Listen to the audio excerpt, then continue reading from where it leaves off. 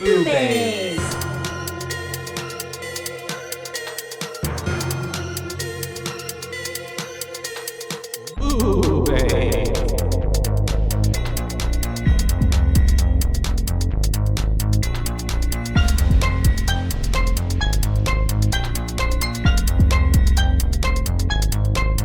Hello. Hi, everybody. My name is Caitlin. And this is Joshua. Yes, and this is a show called Boobies. Yeah, cute. It's a nice little double entendre. We love titties, except for you don't. Well, yes, but I can appreciate. Yeah, you can appreciate a good art. pair of boobies. Yeah, And everyone has tibbies. we do. So Guys even included. Ghost. Anybody. Ghosts have tibbies. They're my favorite kind of Ghost titties. titty having kinds of beings. Mine too. Yeah. Mine too. Well, we're Anyways. here to talk about, some good old horror. Yes, this is a place where you can find all your horror needs. We are not professionals in any way. Not licensed in any kind of sort of thing. This would be like me starting a food blog. But you like to eat. I do love to eat, and I love to watch horror. Overqualified already. Yes. So, I've seen a lot of movies. I own a Shudder account, okay? Yeah. I think that means I'm a professional. My Shudder comes back every October. Well, September through October. Shudder, you need to sponsor us, because I'm going to mention you like 6 times today on this episode. Just saying. Little, Anyways, plug we're already there. famous. Very much so. Anyways, but yeah, so a little bit about us. Get to know your bae. That's us. We're the baes. This is all the booze. Yes. So Don't boo us though. I've always loved horror, because I don't know, there's something about the thrill of getting kind of sucked into a whole different world, and you're just like, what's gonna happen? Yeah. Oh my gosh. Was there a specific movie that, or book, that really was like a pivotal turning point for you, to where you were like, I like this shit. I'm hooked. The Blair Witch Project. The original, right, okay, it good. is what it is. But man, Well, that's I cool. watched I it. love the original. Well, I watched it too when I was like, I had to be like 7, really young. And so we were in my family's living room, and I just remember my dad leaving at some point. But we were too enwrapped in the movie that we didn't notice. And his favorite thing is to scare us growing up, and so we all kind of do it to each other. And I find myself doing it to my friends, and they hate me for it. But he scared the living daylights out of all of us, and I just remember that feeling and being wrapped in darkness, and I was terrified of it, but I liked it. Oh, I forgot I have a good demon voice. Ugh, we'll have to Sorry. work that in later. Yeah. Anyways. But yeah, and then ever since, it's just that with sci-fi, but that's a different tangent. It's my favorite genre. I just love it, and it's just it's such a free creative license too, because there's no rules. Well, there are rules, obviously. Yeah, it's got to be.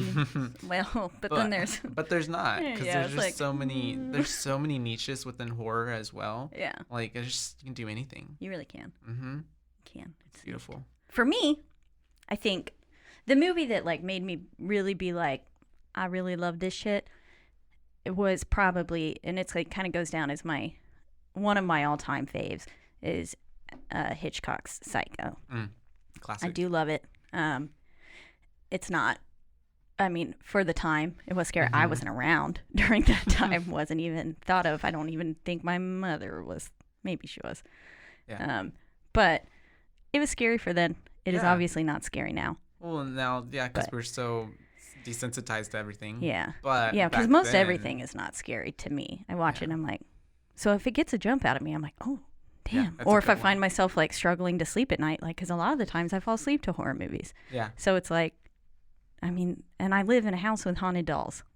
I've met a billion. them. Yes. I can confirm. And I sleep with them, not in the bed couch with me, but they sleep on my walls. They sleep in your house with you in it.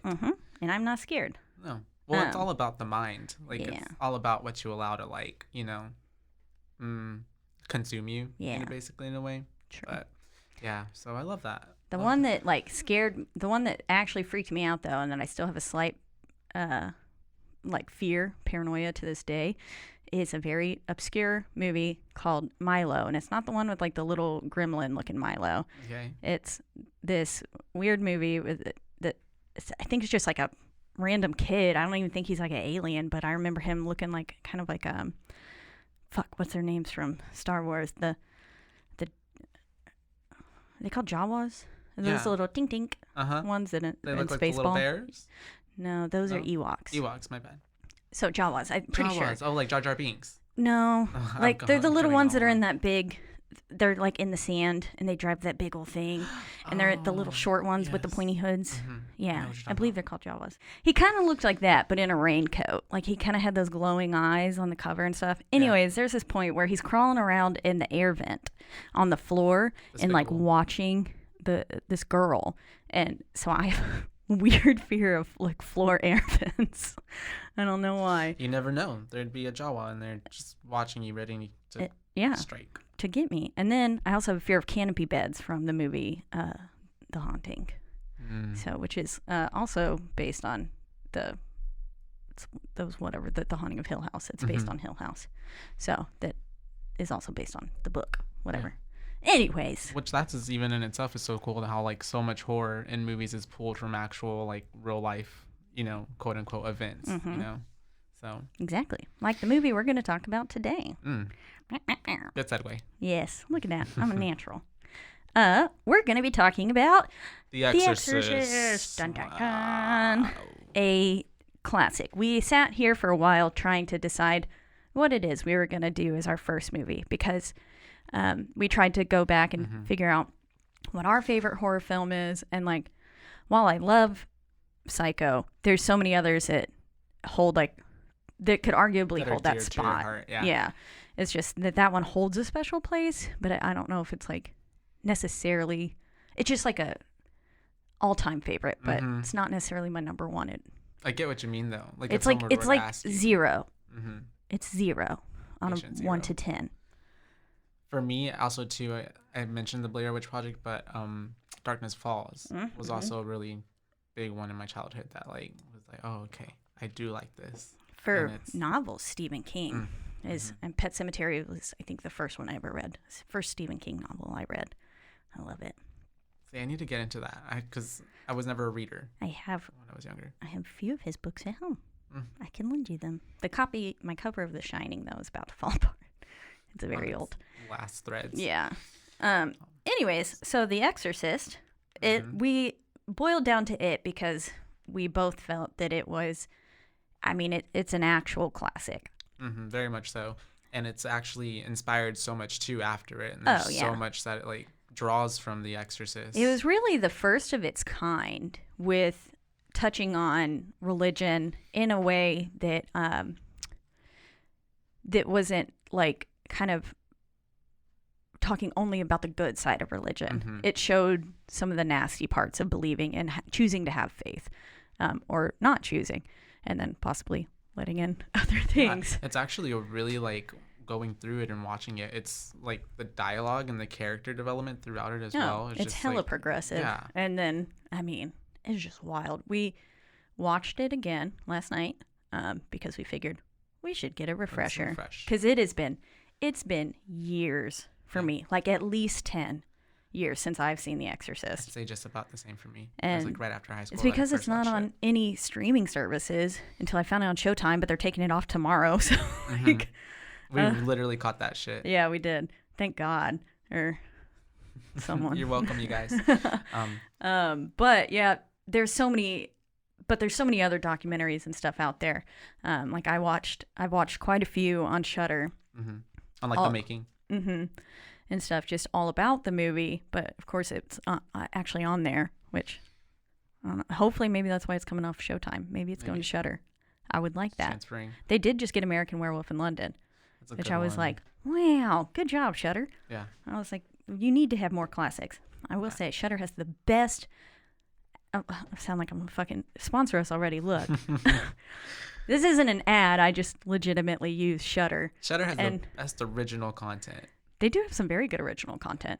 And then they also have the best collection of foreign horror films for Americans. I don't know if they have it other else. Everywhere else, if it's not made in America, it's foreign to me. Yeah. I think that's the concept. Yeah. And so they have some incredible ones. So I think that's really cool. And I hope that we can cover, like Indonesian More horror. of those, yeah. It's hella good. So stay tuned, you guys, because you gotta stick around for that. It ain't gonna be just all classics and stuff. We're gonna get into some weird new ones too, because there's quite a few that I've seen that I love. And who knows? Maybe they haven't seen them and they'll get into it. Yeah, exactly. Go watch the movie after you hear our commentary. I took notes. I love it. I'm amazing. I took notes in my head. Yeah. So back to the movie. Yeah. Really good. Yeah, and also too, touching back on that subject of like it's a presence is like even back then, you know how you would see videos of like ladies like fainting walking out of the movie theater because they're so disturbed by what they're watching. So I actually called my mom and asked her because my stepfather was born in 69 and no, 60 something. Anyways, he was 11 when the movie came out. So it came out in 73. So he was not 69 was when he was born. Yeah. But he couldn't go see it because he was not old enough in theaters. But he said his buddy Clyde, I think was his name, I don't know, went and saw it, and he had to sleep with this like 16 or 18-year-old man had to sleep with his parents for the next 3 days because he was so disturbed after leaving the theater and seeing that. And I think that is beautiful. It really gives justice to the director and what he wanted to accomplish. Oh yes. Yeah. So there's really so much that can be talked about with The Exorcist. So I used to run another show called What's Your Excuse, and at one point on there we covered exorcisms, or actually Ouija boards, and I chose to cover the what's his name? Did I text you his name? Ronald Doe or something. Oh yeah, okay. The Exorcism of Roland Doe is the like actual real life case that kind of inspired. That had a lot of parts that inspired the actual novel of The Exorcist, which is what the movie is more or less based on. He definitely took some major chunks from it, but he also left a lot out because he was like, I want it to be. I watched the documentary with him talking, the producer or director talking about it this morning, and he was like, I just wanted it to be like straightforward. I didn't want all the flashbacks and everything that are in the novel, which I've never read the novel, so I no fucking clue. I have no basis for it. Yeah. But apparently he's got a whole bunch of flashbacks and stuff like that, and he was like, nah, I just want it to be. And so that's what he gave us. But so The Exorcism of Roland Doe, he was a young kid, I believe. I don't know. I'm not gonna even quote. I did a whole thing on it and I don't remember. Anyways, his aunt was somewhat into like witchy stuff and spiritualism. That's how it starts. Yep. And she like had a Ouija board one day and they were messing with it. And then I guess he went and like messed with it on his own, which that doesn't, I was saying that I thought that David, the kid that was, that was in The Conjuring. That's a different movie. Right. That's next week's episode. We watched that. Yeah. I'm so confused. Anyways. But she does play with the Ouija board too. She does. She does. Okay. Reagan. She does. Because she finds it in the closet somewhere in the basement or and wherever she's talking to Mr. Howdy. That's right. Yeehaw. So he plays with this Ouija board, welcomes a spirit demon, and essentially gets possessed. It's always a demon. It's never a friendly ghost. Nope. It's like, hi, I'm your mom. And then it's like, psych. Get in your pocket. They got you. Yeah. Yeah. And so that is kind of like exactly what happened. For his exorcism, though, 48 people were present. Just like sitting there eating fucking popcorn. Oh, I guess. Watching. Yeah, watching. Yeah. They're just chilling in there. It's like a sideshow. Yeah. Watching. They're like, you want to go see an exorcism today? Like, it's only a penny. Yeah. Yeah. They went and watched. They made a nice profit off of this young boy's soul. Anything for the money. Anything for profit. Yep. I can totally see that though, because back in the day they used to do that kind of shit. I mean, yeah, they would have public hangings, so go watch why stuff. not a public exorcism? But yeah, so that is who Roland Doe is, who inspired the original Exorcist novel, hence the movie as well. Let's see. It's funny because I guess was the novel written by William Peter Blatty? Yes, I believe his name, so. Right? Yeah. Him and the director are both Williams. That's funny. It's like it was meant to be. He wrote it. Now, I believe the book was actually published in 1969. And then he created the film, or it came out in 73. So It's 71. Oh, it was novel. 71. Mm-hmm. Oh, the novel is. The novel. Okay. But the movie. Damn, that's a 73. fast turnaround. It really is. Honestly, I feel like no book comes out now and they're like, "Hey, let's make a movie about it tomorrow." Like it takes like years of pushing. Yeah. Yeah. Just some fun facts that I kind of picked up while watching that documentary this morning on Shudder, and it's called Leap of Faith, and it's all with the producer. He's sitting there talking. What's his name again? William something. William Friedkin. Freaking William. Mm-hmm. Anyways, so he's the director, right? Mm-hmm. Okay. Yeah. I keep getting the word producer and director. What? Well, they because got a he's difference? the same. I think he was the same. He also pretty no. much put all the music in by hand because he went to like 3 different composers, like world renowned, like some of the best composers in the world, and was like, "Fuck you, I don't like this music." He was like, "I know you're the best, but this is trash that you just." It's like you insulted my film, and well, so he had a really clear intention with what he wanted to make. He's low key a dick. Yeah. Well, what he did to. Well, are you about to jump into that? I will. But he was not a nice director. No. No, he really wasn't. And part of it, like watching this Leap of Faith thing, I was like, he's like a narcissist. Cringe. And I can see it. Yeah. Anyways, I'm not here to talk about his personality. He said there's a film, I've never seen it. It's called Ordet. I don't know. He said it real fancy. Okay. And I just wrote it down the way it said, and I'm going to say it sounds phonetically. like a French word or something. Yeah. I don't know. But it is like the only film that at all inspired him or influenced him with like the way that he wanted to go with the film, because it had just some like beautiful moments. And then again, he was really interested in pursuing like religion in a light that's not as like kind. And so... or not cheesy, because then you got like the 10 Commandments out there, like that's true, and everything that was probably out at that time. But also too, I maybe not necessarily not kind, but more so like just the truth of it. You know, everything. The fact that the devil's there. He'll get inside your body. I thought this was cool though. The opening scene there is an actual like archaeological dig that was happening at that time, and that's what they were filming. Yeah. So it was like a German archaeologist there with the help of, they were in Iraq, right? It was Iraq. Yeah. So with like help from them, and he pretty much came in and was like, "I want to just have this home guy walk around, and we're gonna film y'all. Is that okay?" And they were like, "Okay." And I'm like, really surprised they let them do that, right? Because like they could have fucked up so much artifacts and stuff. And they probably also were just like didn't know what it was for, so they're just like, oh, okay, whatever. But those opening shots too, though, like I don't know what movie inspired him or what that looked like, but and also throughout the whole movie, he had some really like cinematography, the framing, like it was some really nice shots. Yeah, he talked a lot about like transitions and really wanting very specific like angles and stuff like that. I thought it was cool. The music that's happening at the beginning is literally just somebody dipping their finger and rubbing it around the rim of a wine glass. Yeah. And that's all that is there. Sometimes the most simplest things are what make the thing. Yeah, exactly. Yeah. Another funny fact that remember at the beginning where he is then sitting there drinking that little beer thing and taking his heart meds. Yeah. And then he's like kind of looking around and stuff, and he sees the guy who turns with the milky eye or the one eye. And so demon eye. Yeah, it's pretty much all of it is like kind of a premonition, but he said the only metaphor that he ever meant to put in was like the St. Joseph medal that they find and then he kind of tosses it aside, and then the metaphor of it like falling.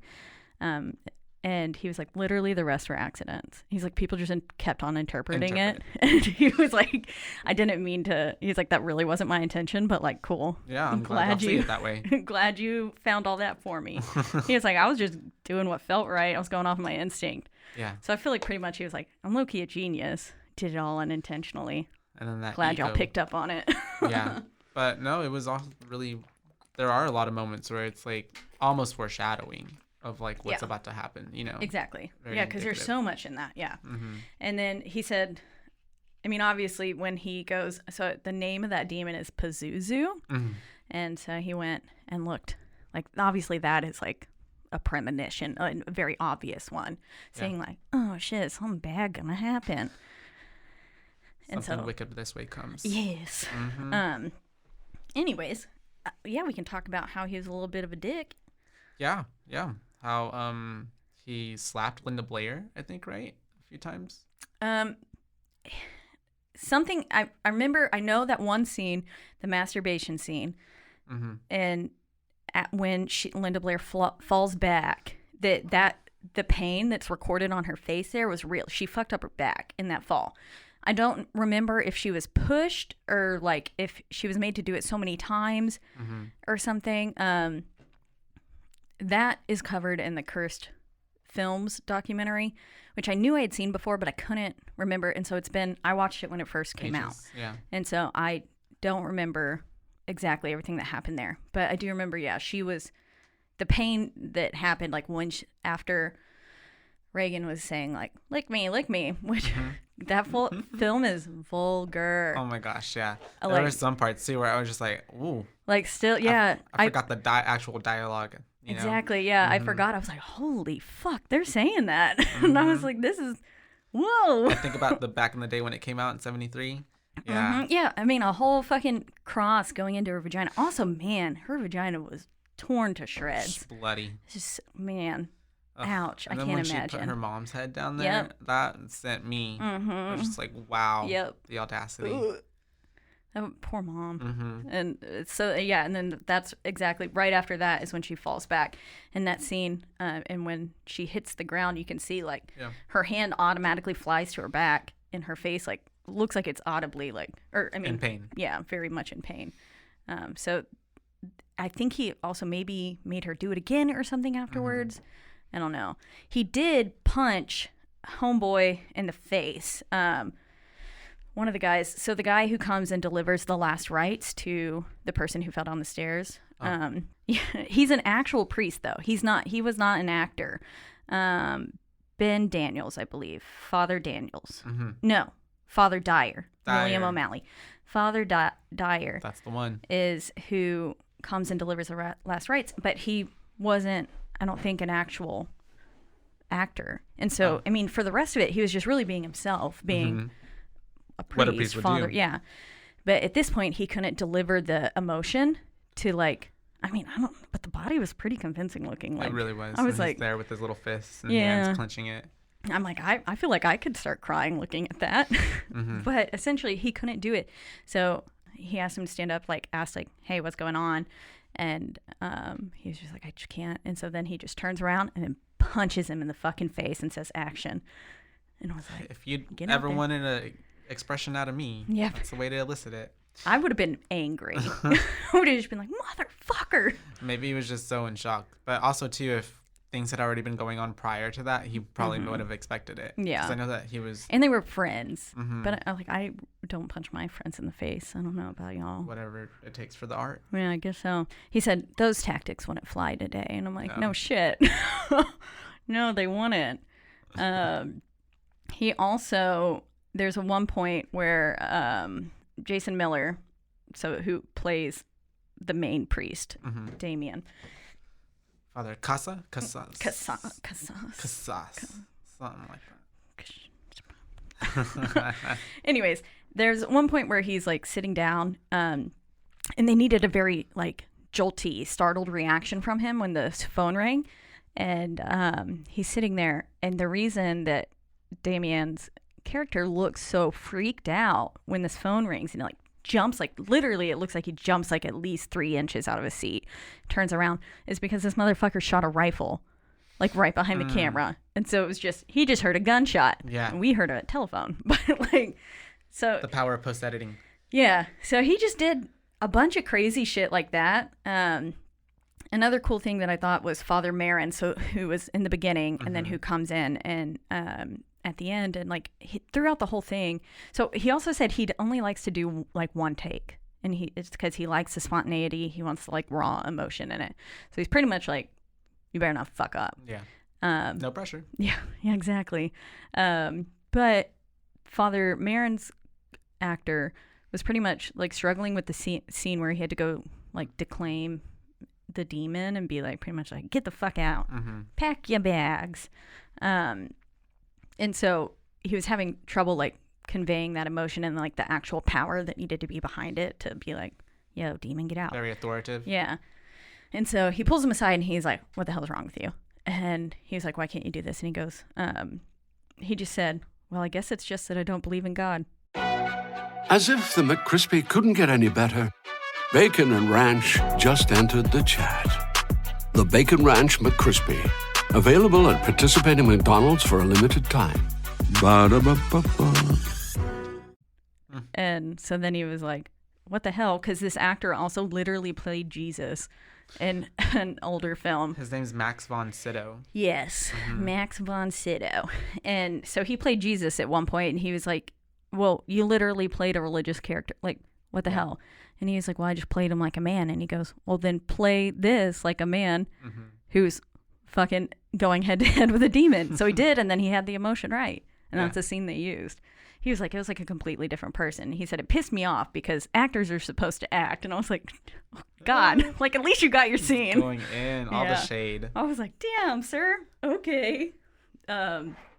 He's like, we filmed our movie. I got what I needed out of you. Yeah, Okay. pretty much. Yeah. I mean, I totally understand it, though. It was his baby Mm-hmm. in the end. Like, that's what it was. Like, I mean, probably be, like, written on everything. Like, this is the only thing I cared about in life. Well, and I mean, the longevity that it's had afterwards. I mean, we're here talking about it. Yeah, exactly. Mm-hmm. Nearly, almost 50 years later? Mm. Just like, I feel like I mentioned the Cursed Films documentary earlier. That The Exorcist was another one that obviously it's the first movie covered in that documentary series that I mentioned. But I feel like Poltergeist is kind of more well known as like because I think it's more recent as like, and it had a fuck ton of deaths associated with it. It did. As being like the most cursed film. But The Exorcist also had a fuck ton of deaths and just spooky stuff. That happened on set as well, right? Yeah. Mm-hmm. One of my favorites, which I remember I learned about this while listening to, I believe, My Favorite Murder, which is one of my favorite podcasts. There was a serial killer on set. And so when he played one of the doctors as they were doing the little scans on her brain. So that was Paul Bateson. He was born on August 24th, 1940, and he is an American convicted murderer and former radiographer. And so he appeared as a radiological technologist in a scene in The Exorcist. And that is wild. Yep, and which inspired blah blah blah. Yeah, so he was just there. He was already. Was he already a serial killer before this scene? Yeah, I think he was like killing people at that time, and he just hadn't been caught. And then he was an actual radiographer, and so I think they used actual people. They just were like, here, I need. Yeah, not actors. Yeah, I needed to look like real. So they just went and they filmed it, and then so he's one of the radiographers that's in it as a convicted serial killer. Talk about so that's fun. Coincidences there. I know. I was like, I wonder damn. if the movie itself then perpetuated more killing, or. Oh yeah, maybe. Just got all in it. Well, I wonder when. Well, that's a whole different subject. I wonder when he was caught and all that. Then. Yeah, I don't remember all that. I didn't look up that much. Because filming is before then the movie comes out. Yeah, That's and then they're crazy. like, "Whoa, that's the person that killed my sister." Like, For real, right? why is he on this television? That's how he was found out. Yep. A thriving serial killer though with an acting career. Could you imagine? We find out George Clooney one of these days is like a serial I feel killer. like you're in a high Buffalo profile Bill. enough spot. I feel like that would be the way to do it. You can get away with murder. Yeah, you pay people off. That's crazy. It's already happening. I'm gonna do it. We're about to get The moment I shut get down. famous. The whole lights shut down here. But Back to the movie. Yeah, so we already talked about Linda Blair. So like lots of injuries came along with it. So Linda Blair, from that fall, she had long-term back injuries, and then so did Reagan, and so the girl who played the possessed Reagan, Ellen Burstyn. Wait. Ellen Burstyn was the mom. Okay, yeah, Ellen Burstyn was the mom. Sorry, Linda Blair though. So Ellen Burstyn had the actual. Sorry, I said the wrong name earlier. Then. Okay. Ella Burstyn's who had the fall, and Yes. Okay. So the mom. Whenever she was falling back because she got pushed. Yeah. Yeah. But then Linda Blair, The little girl. she, I believe, got a lot of back injuries from the way that the bed was shaking. And they literally had some sort of contraption that would just like throw her around. And yeah, her body was just like fucking destroyed. No CGI back then. Yeah. Yeah. And so they really did it. And I mean, she really didn't go on to do much else after this either. No. She really kind of was just. I think she was really typecasted too. Nobody wanted to work with the girl who had a demon inside her. They're like, nope. There was also a fire that occurred on the set, and it burned down almost everything except for Reagan's bedroom. I read about that one time. Which is like, that's pretty creepy. Do you think that's tied to like, spiritual presence or something happening because of the type of film that they were making? I mean, I feel like they're definitely. It's all like when you talk about that stuff and like you look into it, you're obviously opening some sort of doorway. You're inviting something in. Portal. Yeah. And so I feel like if you're sitting there actively messing with religious paraphernalia and the occult, actually stabbing, like you're probably going to piss someone off in the spiritual realm. Higher being. Yeah. Maybe God was like, hey, Satan, go handle this. Or maybe God was just like, do whatever y'all want. Have fun. Yeah. Both of them. I don't know. That's wild, though. I don't know. I grew up in a super, religious family. And so, that's also, too, why I never, even watched it growing up. Like, we could watch Blair Witch Project for some reason, The Exorcist was always just like, no, that's too far. Yeah. We're not, So, I didn't watch it till later. But, yeah, I even remember watching it for the first time and feeling, almost that, ooh, I don't feel like I should be watching this right now. This is it goes there. Well, yeah, I mean, because now when I think back on it and now that I know what all those words mean too and stuff, like when they're speaking Latin. Well, no, just because I think when the first time I saw it, I was pretty young, so I didn't understand snatch lick me or fuck me, I didn't really understand, and then now I was like, oh my god, she just shoved her mom's head in her vagina. Yeah. What? Or when she's talking to the priest, the fathers. Yeah. And so it's just yeesh. I don't know. I never really realized how, borderline, even watching it last night, I was like, oh God, I'm a little uncomfortable. It's pretty dark. And I was really I have probably one of the most open vocabularies out there. Yeah. Nothing's off limits for me. Pretty, I don't even know the word I'm looking for. It's just yeah, I don't know. Fucked up. Yeah. They did a good job. As we said earlier, a bunch of people fainting, vomiting as they left the theaters. One person even blamed their miscarriage on it. So that's interesting. And it's just kind of known as one of the most notorious cursed films of all times. I love that. It's pretty cool. Good little tidbit there. Yeah. Going back to earlier when you were talking about the radiologist, I actually enjoyed that a lot because it's it does very show the times of when the movie was made in society. And so she's trying to figure out still I don't know, a lot of newer demon possession movies. I think there was only one that I can remember, I guess Insidious, where they kind of show him going through with the doctors, but everything else is oh, Carol Ann, there might not be something wrong with her mental health. She's got a demon in her. Yeah. And then it just goes straight to, possession shit. Yeah. Yeah. So I did like that aspect because it did kind of show more of she was trying to figure out, well, what is wrong with this child? Yeah. Lots of stuff is going on. This is not right. Oh, man. And that thing they placed in her neck. I didn't like that. I was not a fan. That's. I looked painful. Yeah. And then there's so much blood squirting out. Well, I was think the demon would have came out at that point. Yeah, I've been bitch. For real. Don't stab me. Oh, man. But I honestly don't know what that was. What is that, an IV they were sticking?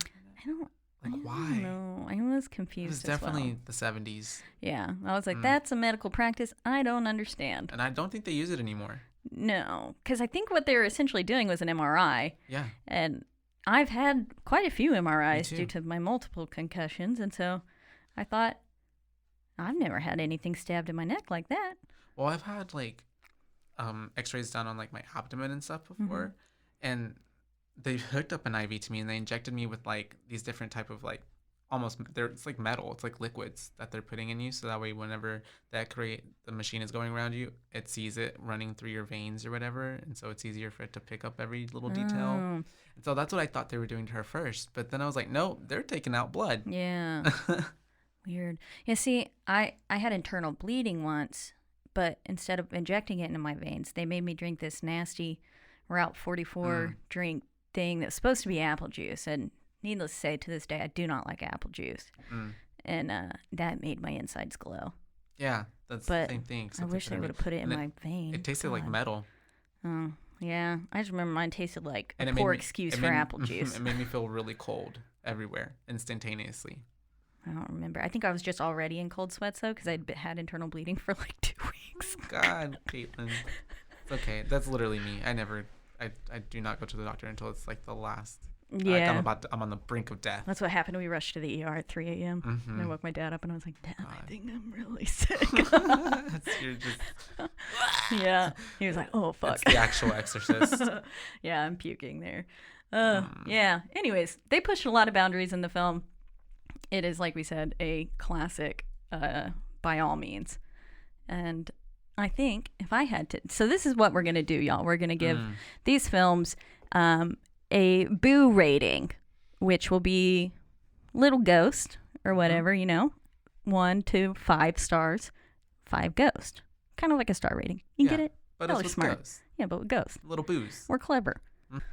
So yeah, we're gonna be rating it. What do you rate it? I would rate it a good 4.5 to be honest. 4.5. 4.5, a half boo. Half boo. There's a little half boo in there. 4.5 ghosts. I don't know if it's an O or a boo. A bow. Boobo. Okay, yeah. So I give it a 4.5. Okay. Booze. I would say that I really, I mean, it in itself is just such a good film. Like the whole way through, the anticipation it builds up, the escalating all the way to the final exorcism, and she's just like, thrashing in the room and stuff, and then The makeup was incredible. oh, that too. Like, they did a really good with that. Really good job. I like It still holds up to this day, all the which is a testament. really does. She looked really tore up. Mm-hmm. And then you're thinking too, you're like, how is this child even gonna survive whatever is happening to her? Yeah, Even I'm if like they her body do looks like it's broken like 18 exorcise the times. demon out of her. She gonna be dead when it comes out. And so It's like she's on life support, but the demon's the life support. it's a parasite. It's a little vessel keeping him. So I like all of it, and I also really liked his attention to detail with the framing and like the shots, and just how beautiful it actually was too. Oh, there was another part where, so with the stairs in that, notorious scene, there's a part where one of the characters is walking by it and like pauses and stares, and like essentially is like that he's remembering like what's At the end, what's Father happened. Dyer. Yeah. Yes, exactly. And so you see that he's remembering that, and he got that idea from, he said, when he was younger and he would walk to school and on the like streets of Chicago, there was this neighborhood that he had to walk through where a pretty horrific murder took place.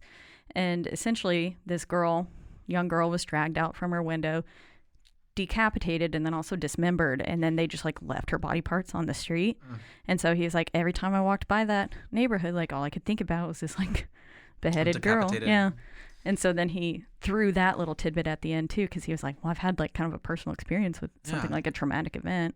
I don't think he saw the body parts, but the body parts were just like put out on the lawn. I'm sure he saw it in the paper or something. Or even just being young, having that imprinted in your memory. Yeah. So that was another, like, there's just so many things where, yeah, dick or not, I mean, he did a fucking stand-up job. Fantastic job. And the attention to detail is out of this world. And dick or not, he got pretty great acting out of everybody too. I mean, all the acting was pretty good. I think might be fucked up for life, but I it's read fine. that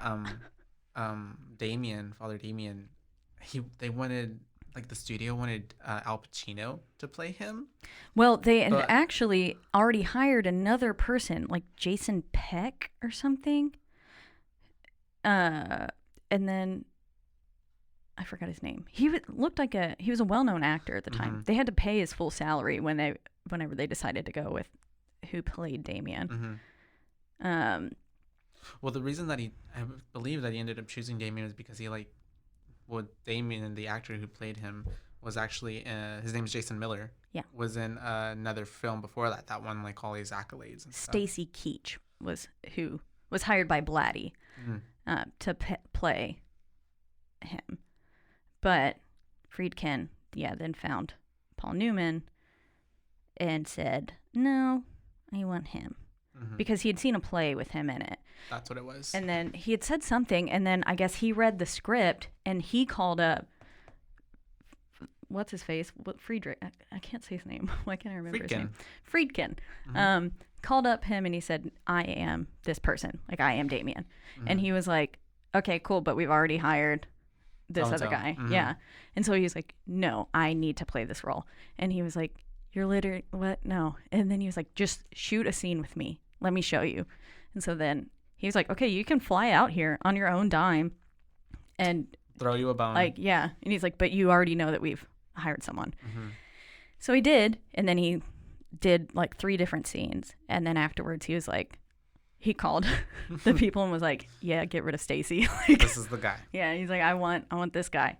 And so, and they were like, are you shitting me? He's a nobody. Like, he's literally, he's been in a play. That's what you heard him from. And then he was like, yeah, I don't care. He's who I want. So put him in. So they did. Out. And they had to pay Stacy Keach's whole salary in full, which I was like, damn. But hey, what you do for the art. Yeah, I guess so. Anyways, well, I think I'd give it, well, now I feel inclined to give it 4.5 too. No, you don't. You give it whatever rating you want to. I feel like I was originally thinking 4, so I'll just go there. I mean, it is a very good one. That gives it a solid overall rating of 4. Yeah. It's not my favorite horror film of all time. I feel like once I go back and once I rate more, I'll be like, oh no, I was too forgiving on some and then too strict on others. We have no precedent. Yeah. Maybe in a year I'll change that. I'll say, oh, JK, I want this one to be another rating. These boos are subject to change. Yes. These boos are subject to change once we get more educated. Get into figuring out our whole rating system of what criteria makes a good This is test run pilot episode.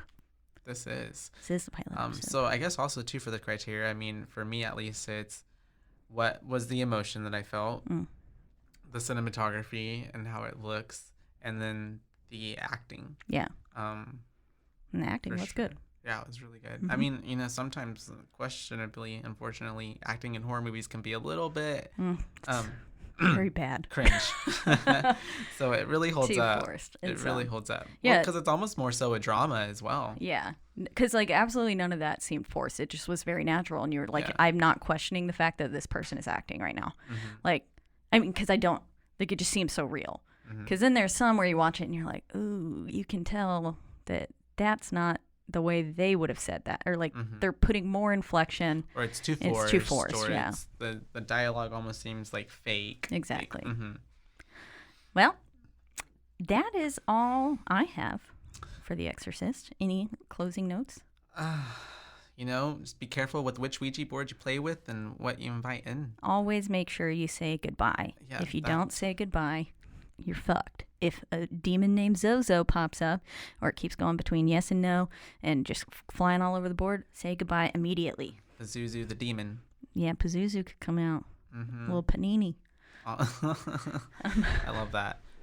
Which also, I mean, side quick note too, my sister had a friend back in high school who played with the Ouija board. And that friend, I guess, messed with some stuff that she shouldn't have messed with. And she started waking up with scratches on her body. Demons. And so she Were they 3s? I'm not sure. So she ended up telling her mother, because her mom didn't know that she was playing it with her cousins and stuff and hiding it under the bed. And so they then she told her, and so they decided to go throw it away. And they went and threw it away in not just their garbage can, but I think the city garbage or the dump, and that she woke up the next day and that it was on her front porch. Nope. Hard pass. It's like when you throw away a haunted doll. Annabelle did that. Oh, yeah. Not my Annabelle. And she came back, yeah. Yeah, but Annabelle, the real Annabelle. But yeah, so, welcome to the first, and thank you for listening to the first episode of Boobays. Boobays, thank you. It's been fun. A few closing remarks. You can, first off, we're recording in the wonderful Rogue Media Network studios. Very wonderful. They have been so gracious as to help us get this up and off the ground. And longtime friends. So we're happy to be here. It's a good community, bunch of good shows on this network. So yeah, make sure you check them all out. Yeah, exactly. Not just us, even though I know we're the best. They're like, you just started and we already hate you. No viewership. But so thank you guys so much for listening. You can find us. Really, right now, we're only on Instagram. If any more of this changes, maybe eventually we will start a Patreon and stuff like that, and get a website or something. But for now, you can find us on Instagram, and that is at Boobays Podcast. That's right. All one word. Boobays, and that is just like it says on our cover art. It's going to be BOOBAES because we're bays. Both of us are sexy motherfuckers. All the way. That's right. Also, we never talked about how we knew each other, but that's okay. We'll save it for another time. Next time. We got plenty to cover. That's right. And then you can also find us on all streaming platforms, really. So that's going to be stuff like Apple Podcast. Spotify. That's right. You can also find us on Stitcher and Google Play, and also Pandora. There we go. That's right. Well, sorry, I know. If any more I've had a lot up, of we'll practice with how many ones come up. But also, do not forget to rate, review, and subscribe. That is literally the only way we can become any amount of relevant. But yes, so stay tuned for next week. We will be talking about the new Conjuring film. The Devil Made Me Do It. That's right, the third Conjuring. I know we're kind of skipping around, not starting with the first Conjurings, but we both watched it. Boo for now. Boo for now.